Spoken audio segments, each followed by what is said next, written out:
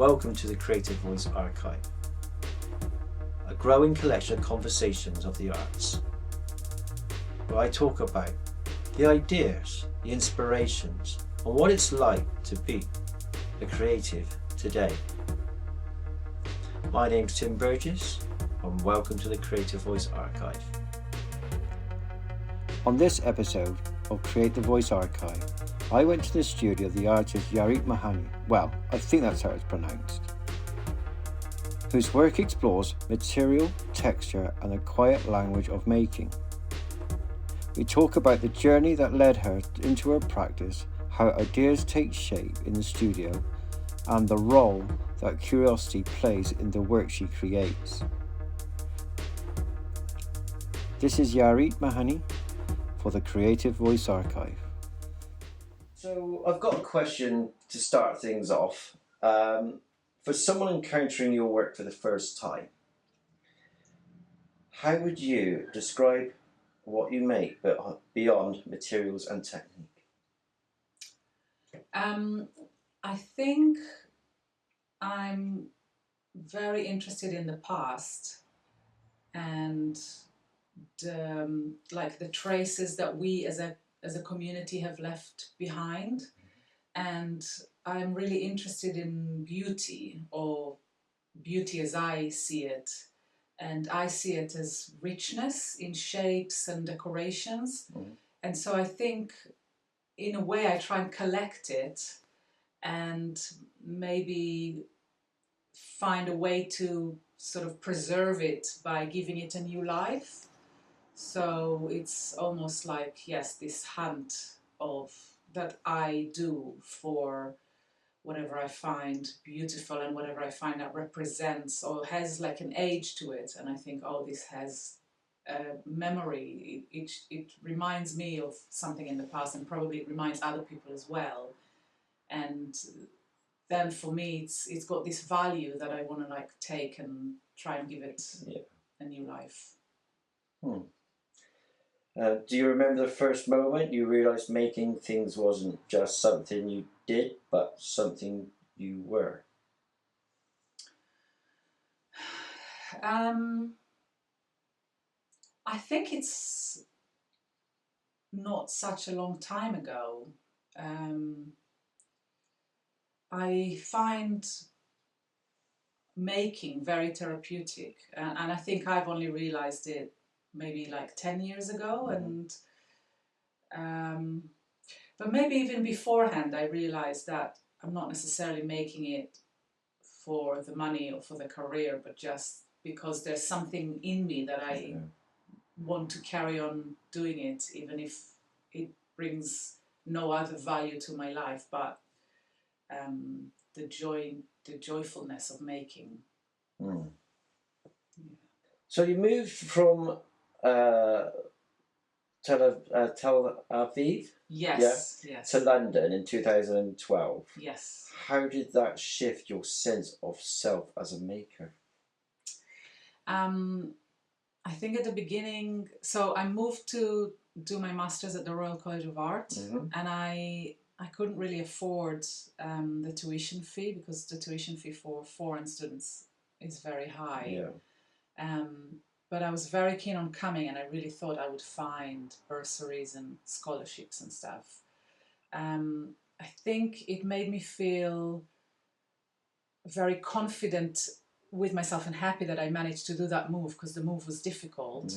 But I think it also was quite difficult to be in that situation where I was at the school, but I really couldn't afford it, and I was struggling financially so it's a 2 years, the masters, and I've only completed 1 year, because I realized at the end of the first year I thought, okay, I can't. I took some loans and I did find some scholarships, but with everything combined I realized I can't do the second year. So it did chip a little bit in my confidence overall, because it was like a dream of mine that I really wanted to accomplish, and then I didn't manage to graduate as I wanted to, and I had to sort of only do 1 year. But I think as a maker, the move had made me, it's almost like a bonus that I feel like people staying in one place doesn't have. I'm not saying they don't have it, but for me it felt like I gained another perspective because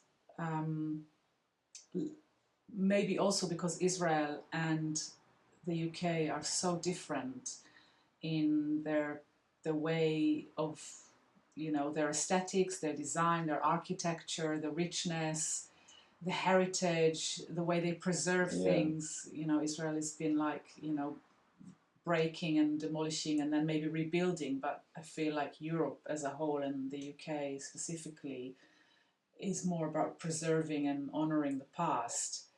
And so as a maker, yes, I felt like it was this added bonus for me to have whatever history, like my personal path I had in Israel and doing my BA there, and then coming to the UK and benefiting on top of that.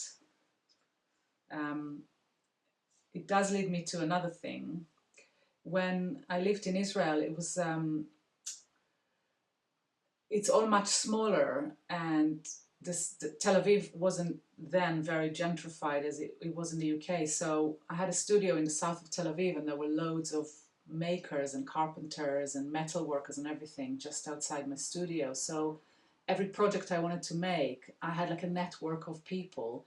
And when I came to London, that was completely not the case, or at least as I saw it. And I mean, I'm sure they are there. Well, I know some of them are there, but the accessibility and the easiness was very different. And I think that I struggled with a lot when I sort of settling into London. Well, now I'm in Bristol, hopefully.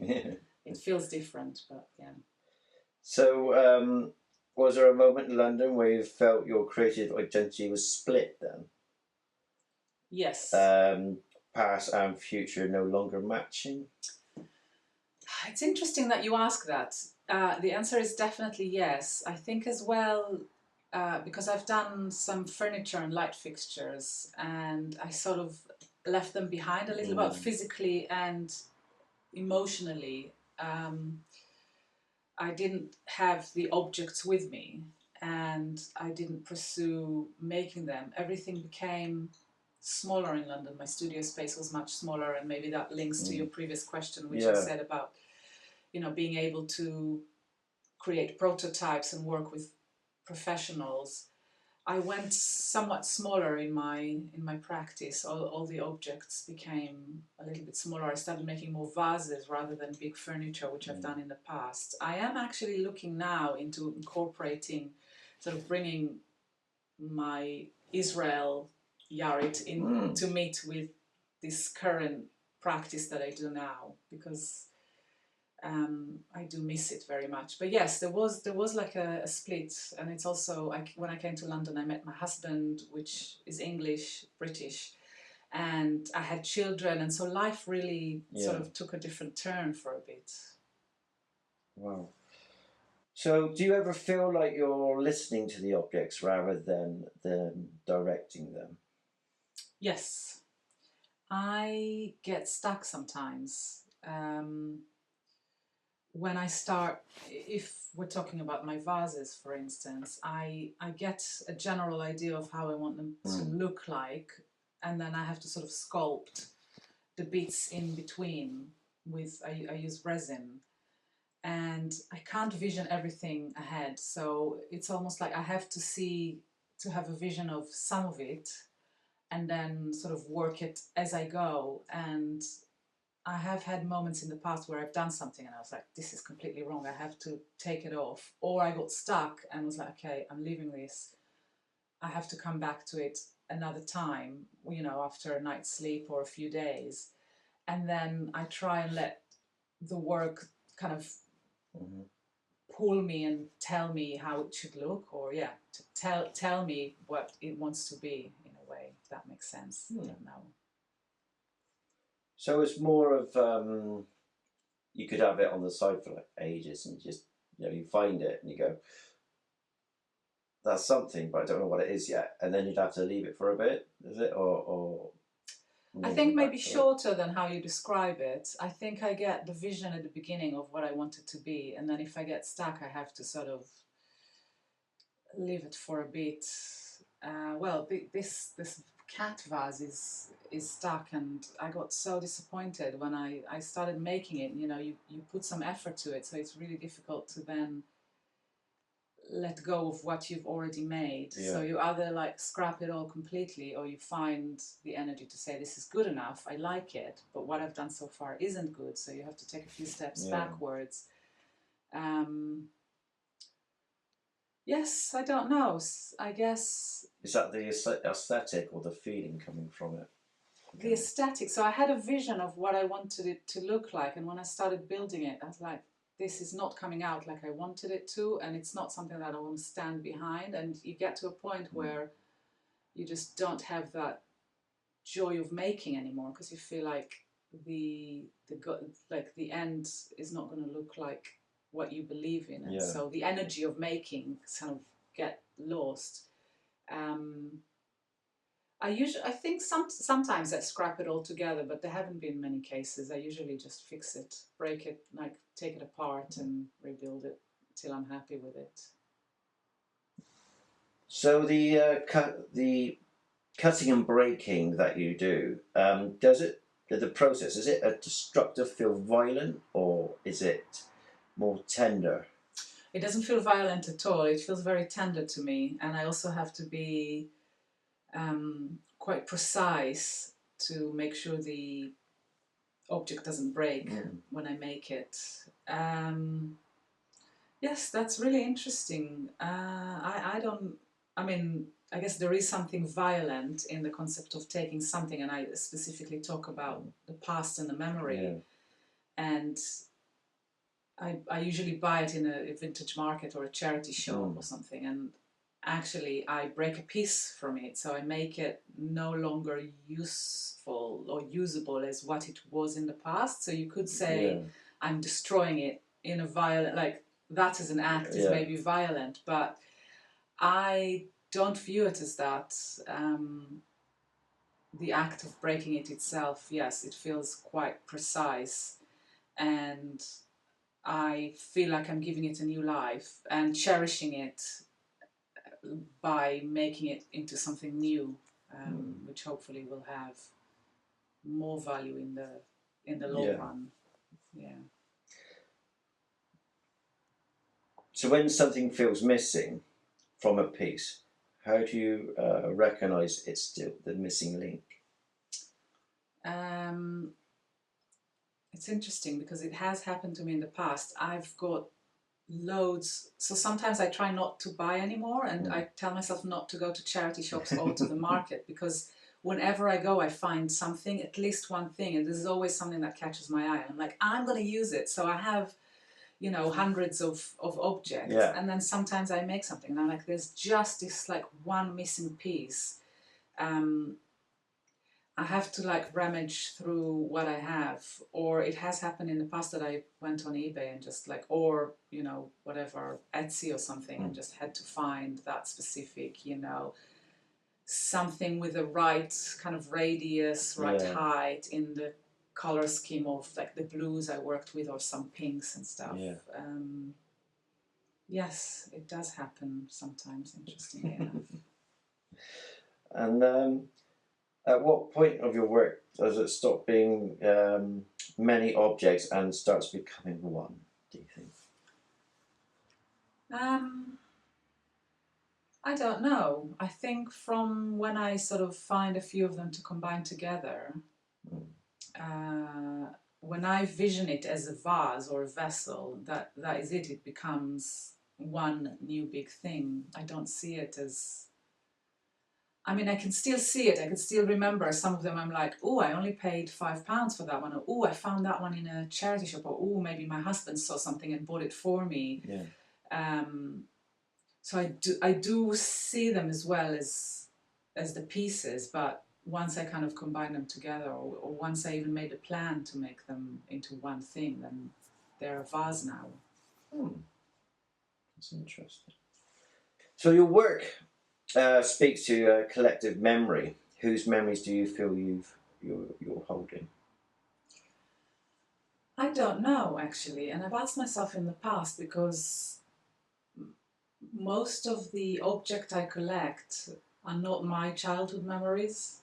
And it's interesting because I have mentioned like the differences in the aesthetics between Israel and the UK. And it's almost like the memory I didn't have and would have liked to have, this like richness and like, you know, Rococo or Baroque, or like this heaviness of decor was never part of me growing up, wasn't my like house, or, you know, the object I had surrounding me. And I don't actually know. It's almost, yes, it's almost like wanting to compensate over not having that. Okay. I hold on to it and want to cherish it. Do you have any works that you can't get rid of or sell like that, do you think, because you've got a connection to it now? No. No? So in a way that helps you not having that memory with it, to be able to let it go. I think if you looked at the object I've collected and you said, "Oh, can I buy off this figurine from you?" I would struggle to sell it to you, because I think, no, I want to use it in my vases, even though, you know, I'm probably not going to use everything I have. But it's almost like you're taking something that's mine. But once I've turned it into a vase, that is like an artwork, and I feel like this is what I do to also make some living from, I'm happy to sell it. So you're saying like you're attached to the process then? I guess so. And that may the be finished product. Yeah, and maybe that leads us to when I said that I find art very therapeutic. Yeah. So maybe it's the process. It's maybe more about the doing than the finished work. Yeah. And maybe it's hoping that whoever purchases it would cherish it and protect. I don't know, if you told me, oh, I'm going to pay you all the money you want for your artwork, but then I'm going to take it and smash it outside and put it in the bin. I don't know.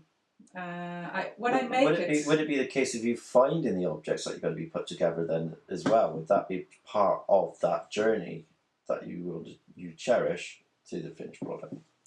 It's definitely part of it, and I definitely enjoy it. And I do have, like, sometimes I remember what I bought where and kind of when. Like, you know, if I went, there used to be an Oxfam next to my studio in London, and I remember some objects that I bought from there, and like this feeling of like, you know, that's a little win. Yes, I found this, and I got it into my collection. So yes, I guess that is part of the process of making. Yeah.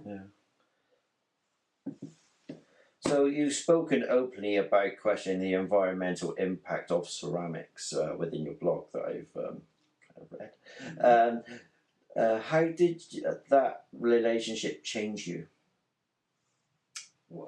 What do you mean? How? So the relationship that you, obviously when you're repurposing things, it's that environment, you obviously have this environmental aspect to your work as well, so it doesn't end up in a landfill, or sort of the longevity of it.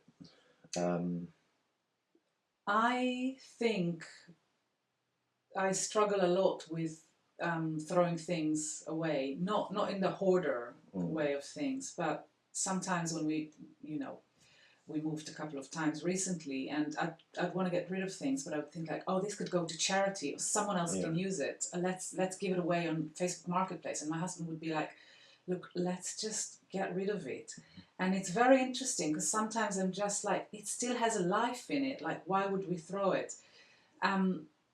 I studied my BA is product design. I could have taken it to, try and save the world or make things that are more environmental. I didn't go that route just because I think there's something very strong pulling me in a different direction of making things. And, but there is a part of me, I guess those two parts are in me, this thing of not Yeah. wanting to waste, and this thing of making.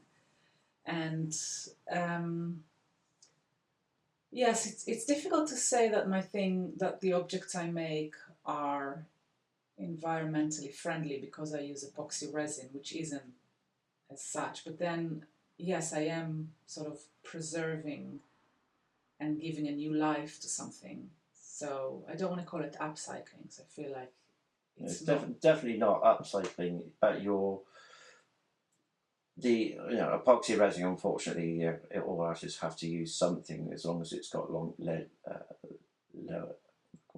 longevity. Yeah, Then, and that's not going into landfill or anything afterwards. yeah, Then I can't see that being an environmental problem. It's what we flush down the sink, or things like that. yeah. So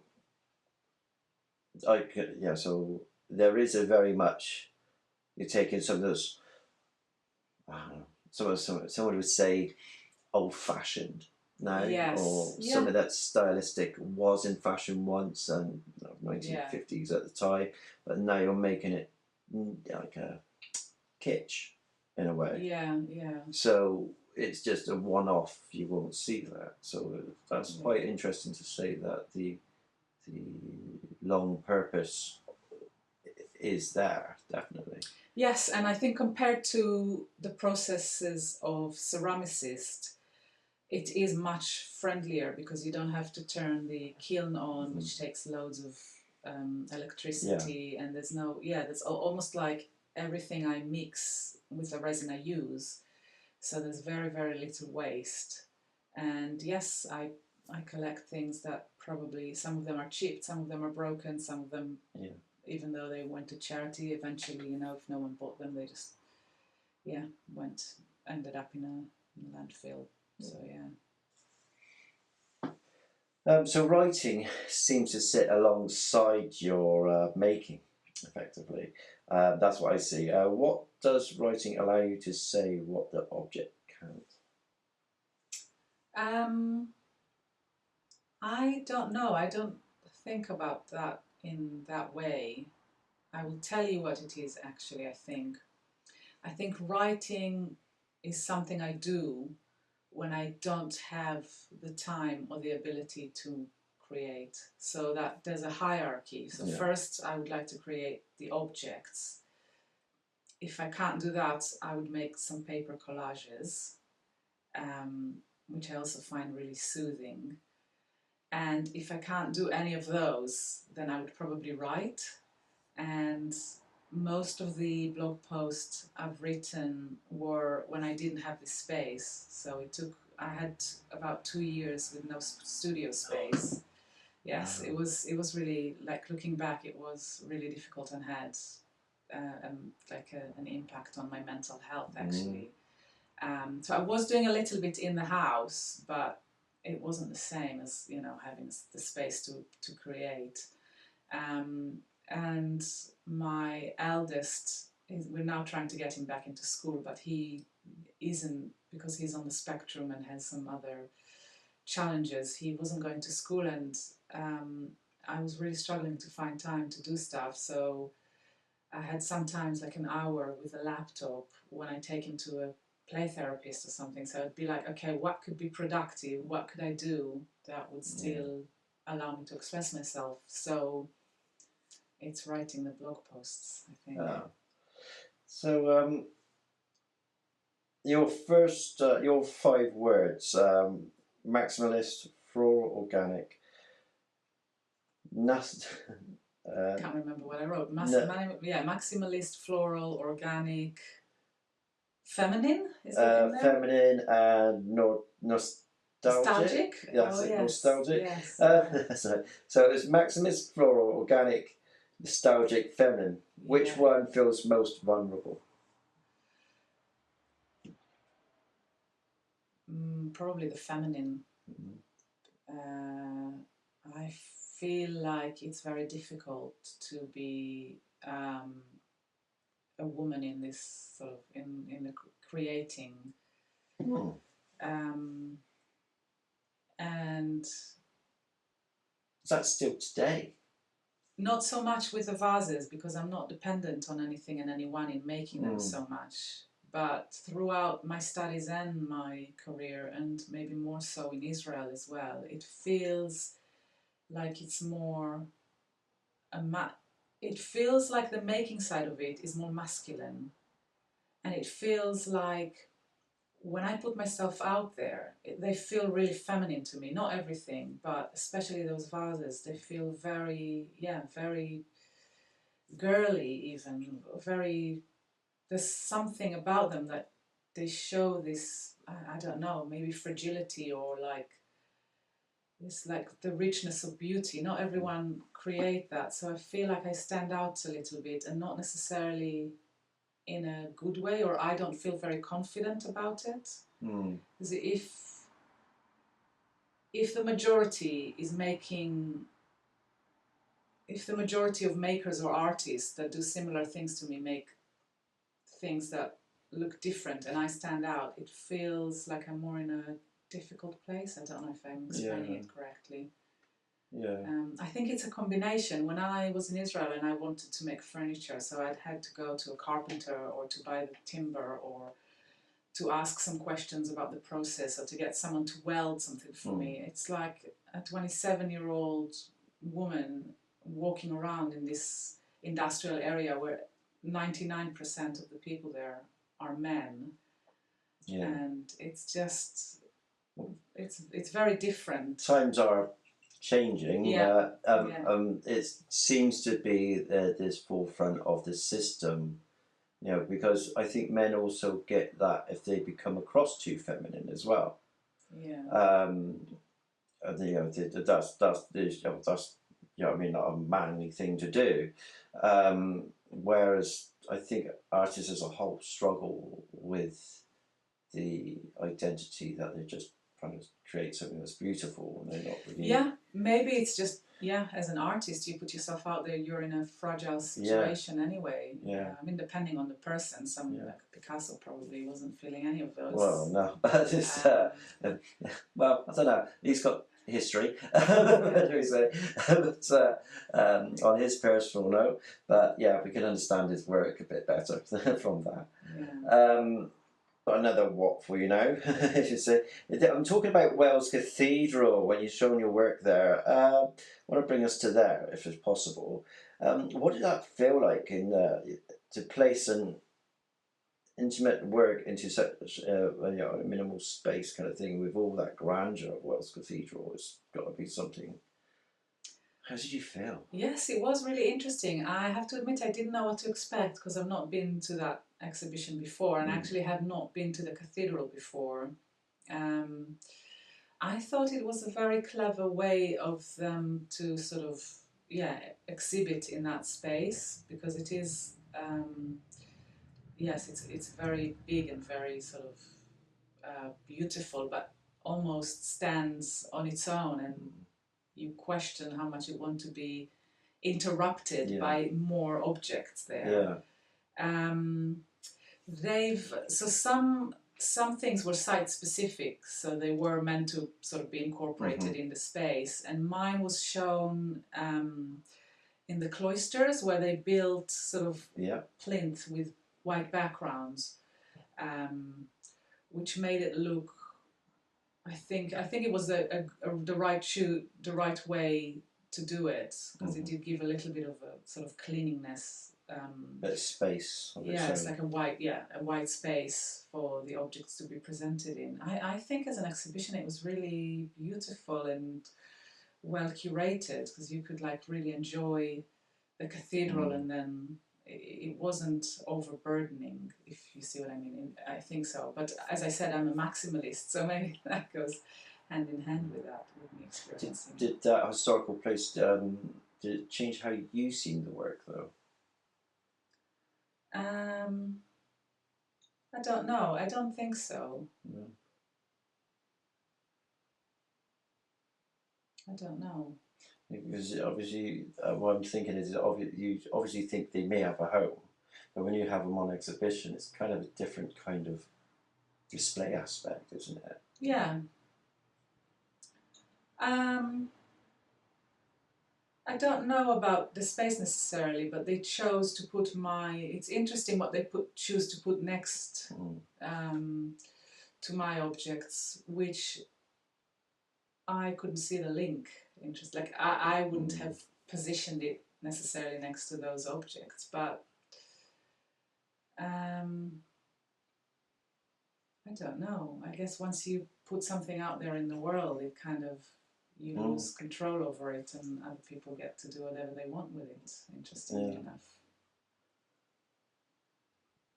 So, when someone buys one of your pieces, what do you hope they'll do with it when they take it home?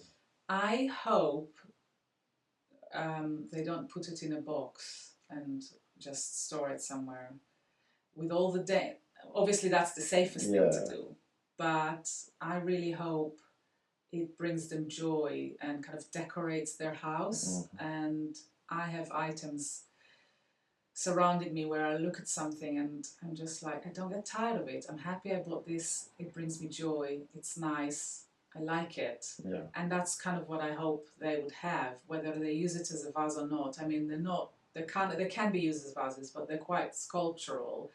But I do hope they display it and enjoy the way it looks, and having it kind of in, we were talking about the memory and what surrounded me as a child. I hope it goes with them through life and kind of becomes the background of their life. So do your buyers and collectors sometimes have a memory attached to it? Do they, apart from the aesthetic beauty of it, do they feel that, that's reminds me of something, like they have a connection like that? I hope so. I don't always know. There was a woman who bought directly from me in the in my studio, and she saw a vase that had a stone in it, and she really liked the way the stone looked. Something about the organic way of it sort of caught her eye, and I felt like she had some sort of a bond with it. Yeah. And yes, I mean, I don't always know. I guess so. I guess something catches their eye, and hopefully, yeah. So I thank you, first of all, and I want to bring our conversation to a close. I've got a couple more questions for you. What are you chasing now that you weren't 5 years ago? Money, really. And maybe it's not fair to say money. Maybe it's more of bringing all of my experience and all my knowledge into making this a proper living, which sustainable. Yes, yeah, it hasn't been so far. And also, I'm trying to incorporate the things I've done in the past. So the furniture and lighting and things I've done when I lived in Israel, I want to bring that in. I want to incorporate it in my studio and like in my making, and come back to making bigger objects. So I think it's all rolled into one. I think being a mom has also been very challenging, and I'm always going to be a mom, and I want to be a mom. I'm happy I'm a mom, but the kids are growing a bit, and I feel like this could become more. So yes, I think money would be a good, like a better income from it, a more stable income from it would be reaching the end goal. But the way there I have small things I need to conquer before I get there. Yeah. Sorry, you seem a little bit disappointed by me saying it so bluntly. No, it's absolutely fine. I got right. So my last question, as always, I ask this question all the time to other artists, and it's a bit of a fun one. So picture yourself in 5 years, and that you're there now. With that person in 5 years, what would that person tell you now? That everything turned out fine. There wasn't the need to worry so much. I was on the path. I could have just enjoyed it a little bit more, but that's coming back to the journey of your making, I think. How? So the journey, so much the microness of that you're enjoying, also the journey itself to where you want to go is something that you should be enjoying, maybe. Yeah, that's interesting. Yeah. Yes, I tell that to myself about the past as well, that everything is okay. It's just you end up being so worried about everything you forget to enjoy a little bit. But yeah. Thank you. Yes, thank and, you. I'll close off now, and I hope you enjoyed the interview. How do you feel? Yes, I don't know. I feel I was very worried towards, or not worried, but a bit stressed, and I really enjoyed it. I think your questions were very interesting, more interesting than I thought they would be. Yeah. And it did put me in a position where I had to sort of go deeper or think a little bit in an unusual way about the way I make. Yeah, Good. interesting. Good. Thank you, and we'll close off. Yes, thank you.